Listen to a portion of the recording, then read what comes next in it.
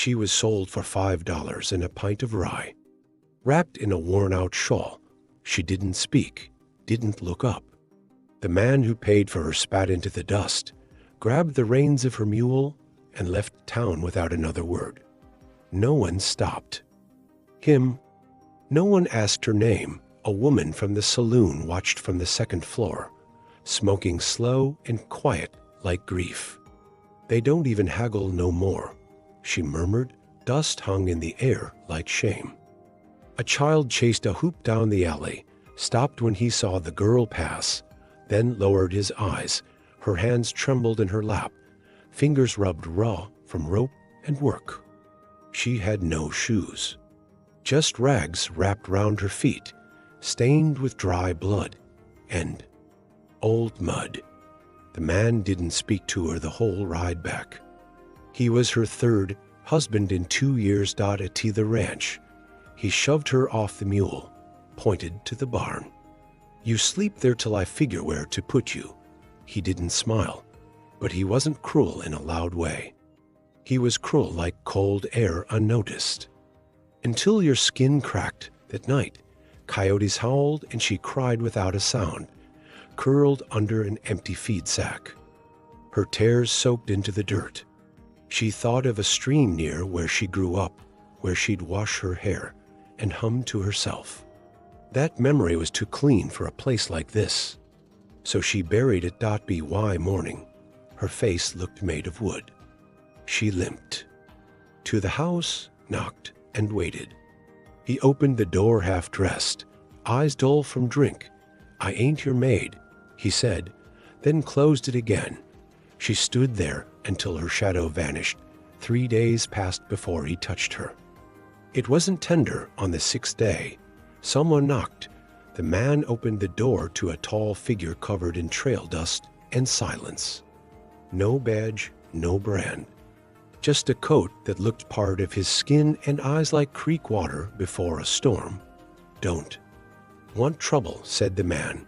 "You already got it," the stranger said. Then he stepped forward. She heard the scuffle from inside the barn. A crash.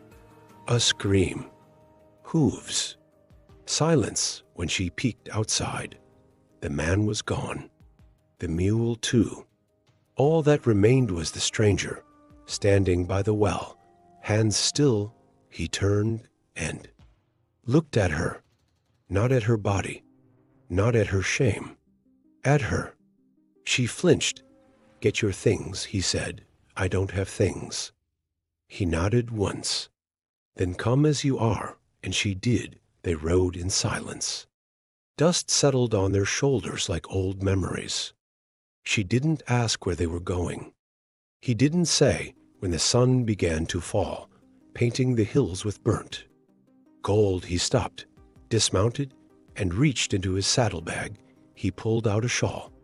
Soft blue, clean. She stared. "It's cold," he said. She didn't cry. But something shifted in her chest like a door she forgot she'd locked that night. They camped by a river that whispered instead of roared. He built a fire. She sat near, but not too close. "You afraid I'll sell you?" he asked, his voice like gravel under boot. She didn't answer. "I won't." She looked at the fire instead of him. "Why did you take me?" He chewed a piece of jerky slow. "Because I owed someone a promise.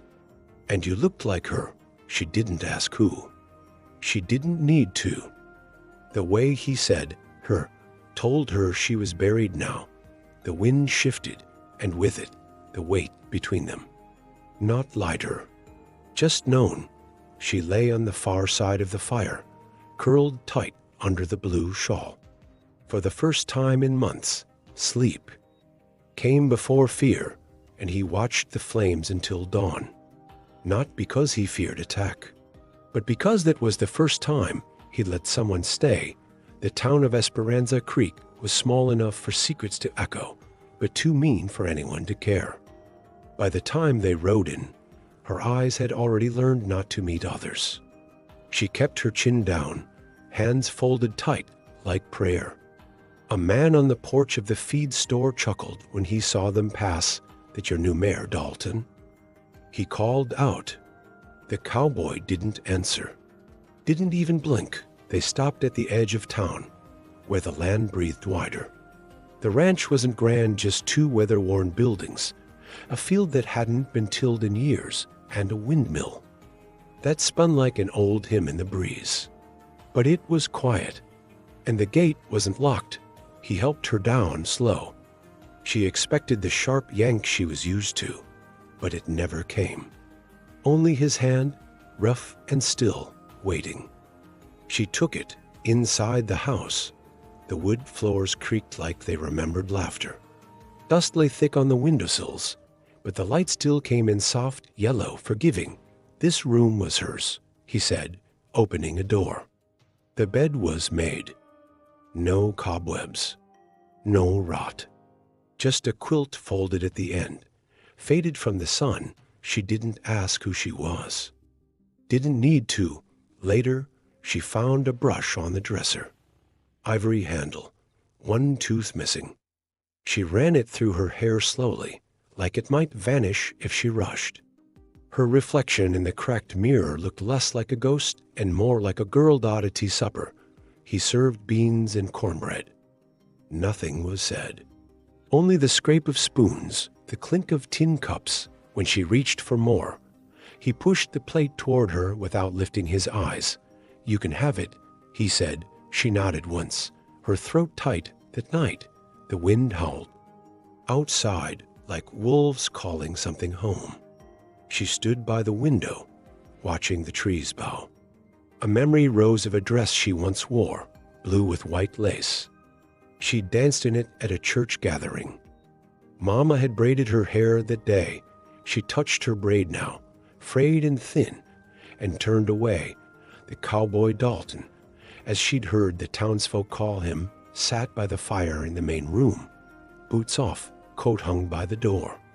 He cleaned his rifle slow, careful, not like he expected trouble, like it was a habit he couldn't break. She hovered in the hallway until he looked up. "You sleep all right last night?" he asked. She nodded. "Good." A beat passed. Then another. "Do you want me to earn my keep?" she asked, her voice low. But steady, he stared at the fire. "You don't owe me nothing." She stepped closer. "I ain't used to that." "I know." The way he said it quiet, sure it held no pity. Just fact. In the days that followed, she swept the porch, fed the chickens, patched a curtain with a needle and thread so thin she had to squint. Her fingers, rough from years of labor, remembered the rhythm. It felt good to make something whole. Again, he watched her work from the shadows, said little, brought her coffee in the mornings, always hot, always silent. One morning, she found a pair of boots outside her door. Not new, but clean and soft, oiled well. Inside one of them, a small daisy tucked under the tongue. She smiled without meaning to dot a tea supper. She placed the flower in a jar with a bit of rainwater.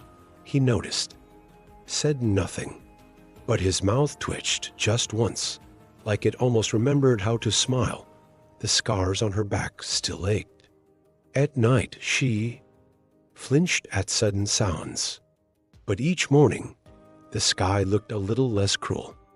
Each step on the ranch felt more hers, and when she walked to the well one evening, a breeze lifted her hair, and she let it.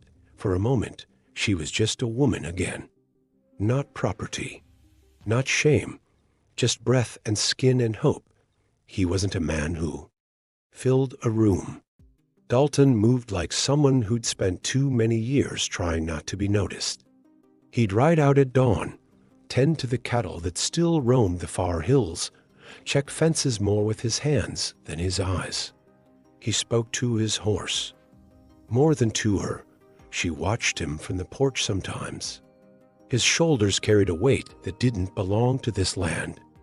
He'd pause, run a hand through his hair, then keep walking, like whatever he carried was stitched into his bones. Once, she asked how long he'd lived on the ranch. He didn't look up. Too long. Not long enough. In the evenings, he sat by the fire, always in the same chair. Never asked her to join. Never told her to leave. Just existed beside her, like a tree beside water, silent, rooted, necessary. The third week, she found him in the barn. His shirt was off, sweat gleaming. Across the scar that ran down his back, raw and jagged like a blade of lightning. He turned when he heard her, slow, as if shame had weight. She didn't flinch. He didn't cover himself. She said nothing. Just placed the tin of coffee she brought on a bale of hay, then walked out. That night, he spoke. She died in spring. Right when the plum trees bloomed, his voice was sanded down, like it had rubbed against too many years of silence. She asked gently, "My wife." Lucy, the name hung in the air like wood smoke. She was soft, he said. Too soft for this place. She nodded. Unsure what to offer, they burned her. Said she helped a boy who stole a loaf of bread. Her breath caught. They didn't ask why. Just tied her to a post and lit the fire. His eyes didn't blink. I got there too late. Found only ash and that blue shawl. She used to wrap it around stray animals. The same shawl he'd given her. He looked at her now, really looked. You're not her. I know that. But when I saw you in that barn. He didn't finish. She reached out, just enough to place her hand near his on the table. Not touching, just near. Close enough to feel the heat. People don't ask about me, she said. They see the dirt, the bruises. They don't ask. He nodded once. A deep thing. I was taken at 13. Passed along like livestock. I don't remember the names. Just the hands. Dalton didn't recoil. Didn't pity. I ain't clean, she added. Voice a whisper. He met her eyes then. Neither am I. The silence after that wasn't empty. It was full of hurt, yes, but also of something else. A tenderness that had no name, only shape. From that night, he left the door to the porch open. She'd sit there in the evenings while he cleaned his rifle. Sometimes she brought 2 cups of coffee. Sometimes he brought bread from town. They didn't speak often. But she began to hear things in his silence. Regret, longing, quiet respect, and she stopped walking with her eyes down. She planted flowers near the fence. Painted the barn door red. Not because it needed it, but because she wanted to. One morning, as she brushed the horse, Dalton stepped beside her. He placed something in her palm. A silver ring, simple, worn, it was hers, he said. She'd want it worn, not buried. She looked at it, then at him. I'm not her, she said again. I know, he knelt, not like a man proposing, but like a man humbling himself. You don't belong to me, he said. But I'd like to belong to you. She couldn't speak. Only nodded, slow, with a breath that broke through years of silence. The ranch woke early, but never rushed. Sunlight spilled through the windows like warm honey, and the scent of coffee always came before any words. He made it each morning. Always sat in the chipped blue mug that had somehow become hers. She tended to the garden behind the house, where basil, lavender, and one stubborn rose began to grow. Dalton watched from the porch, his smile never full but steady, like something remembered after a long absence. He never spoke of beauty, but moved around it, like it mattered. Sometimes she sewed on the porch while he chopped wood in the yard. The rhythm of the axe a quiet pulse between them. There were no questions, just being. The silence was not empty, it was shelter. One morning, she saw him standing in the pasture, staring at a fallen tree. He didn't try to cut it or clear it, just stood there, like he was remembering someone. That night by the fire, he spoke low, that tree. Lucy used to sit there. Said it was her favorite place. She didn't ask who Lucy was. She already knew she'd bring a book, even though she couldn't read much. Said the pages smelled like rain and hope the next day without a word. She placed a clean book at the foot of that same tree. Dalton found it, said nothing. But that night, he washed the dishes without being asked. Change came quietly. He started eating slower, as if tasting things again. She hummed while watering the garden. He asked her to trim his hair one afternoon. She did, gently, with steady hands. When she finished, he whispered, "Thank you." Not looking up, she found an empty frame in the old chest. No photos, no keepsakes. I never had anything worth framing. He said that evening she wrote a letter. A simple thing, folded and buried beneath the rose bush. "So the earth can remember," she told him. He touched the soil like it was sacred. One afternoon, rain came hard and sudden. They were in the barn. Thunder cracked, and she flinched. He reached out not to touch her, but to offer his hand in case she wanted to hold it. She did. "I don't like rain," she said. "It washes things clean." He replied that night. She didn't return to the old bed. She chose his, not because she owed it. Because she wanted it. He didn't speak, just pulled the quilt over her shoulders. And for the first time in years, they both slept through the night without waking from the past dot in town.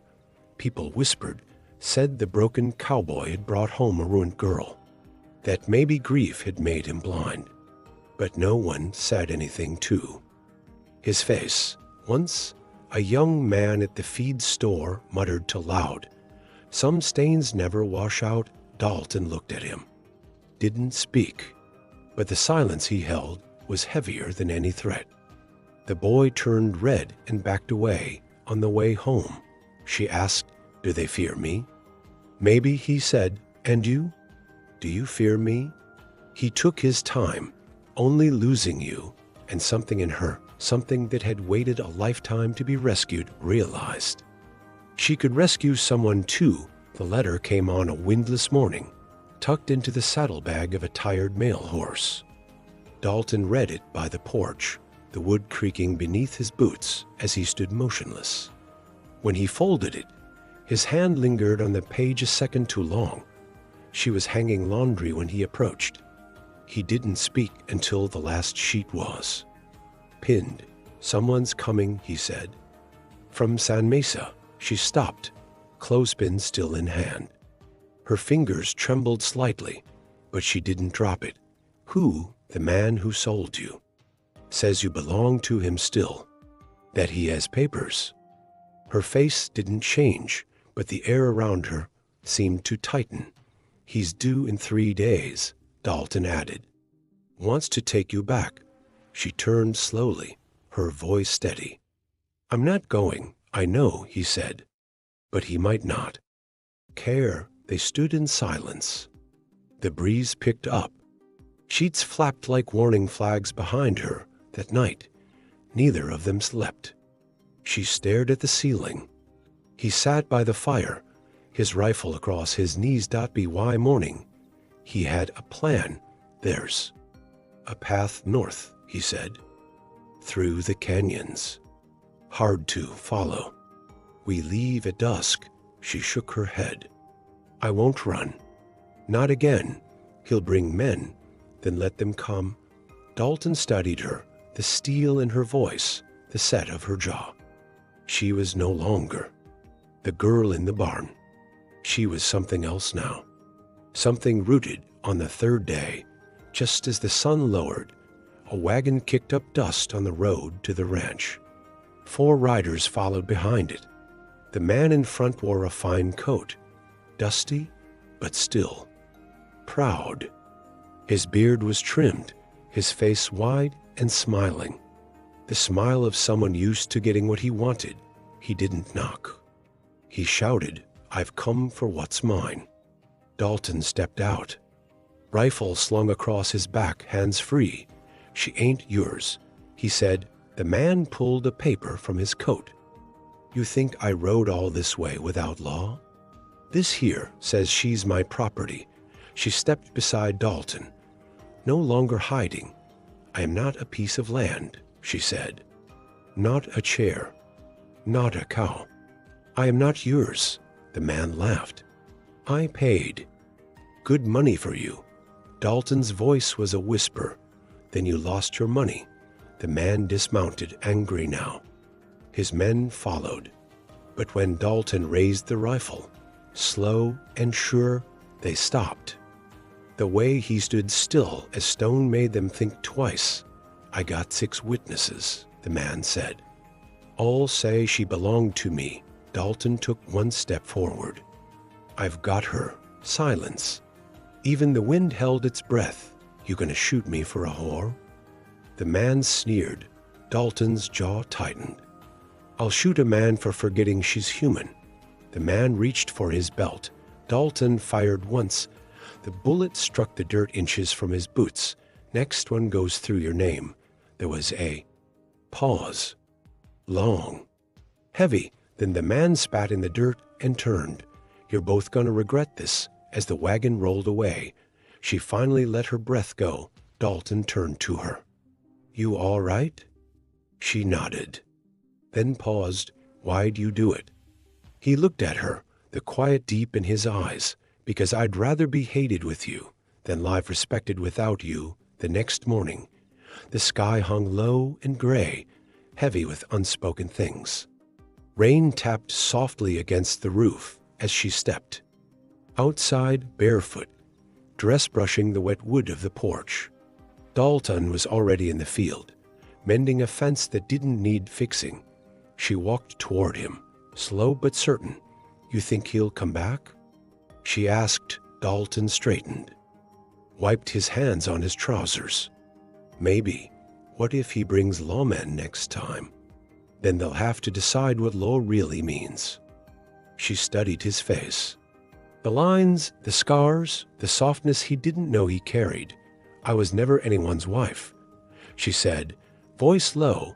He turned fully to her now. "They called me that when they passed me around, when they needed to pretend. It wasn't what it was. But I never said, 'I do.' Not once." She stepped closer. "So I'll say it now." Dalton's breath caught. "I do. To this. To here. To you." He didn't speak, just held out his hand. And when she took it, he pressed something into her palm. It was the ring. Worn silver. Still warm. "I only kneel once in my life," he said, voice rough, "and I meant it." She looked down at the ring, then up at him, slipped it on her finger without ceremony, without fear, and in that moment, under the gray sky and the quiet hills, they weren't broken things trying to heal. They were healed things, scarred, but standing. Later that afternoon, a boy from town rode up, breathless. Said the man from San Mesa was dead, killed in a bar fight 2 towns over. His men scattered. Dalton simply nodded. That night, the ranch felt different. The walls no longer echoed with what had been lost. Instead, they held what had been chosen. She sat beside the fire, mending a coat.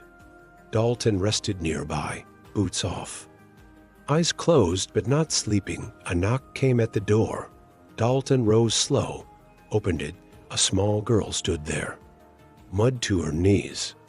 No words. Pinned to her dress was a note. "Her name is Clara. Her mother passed last week. She has nowhere else to go." He looked down at the girl. She looked back, eyes wide and unblinking, then turned and walked straight to the woman by the fire. Without hesitation, she didn't speak either. Just climbed into her lap, head against her chest, like she'd always belonged. Dalton stood in the doorway, breath caught. The girl looked up and asked, "Are you my pa now?" The question landed like thunder.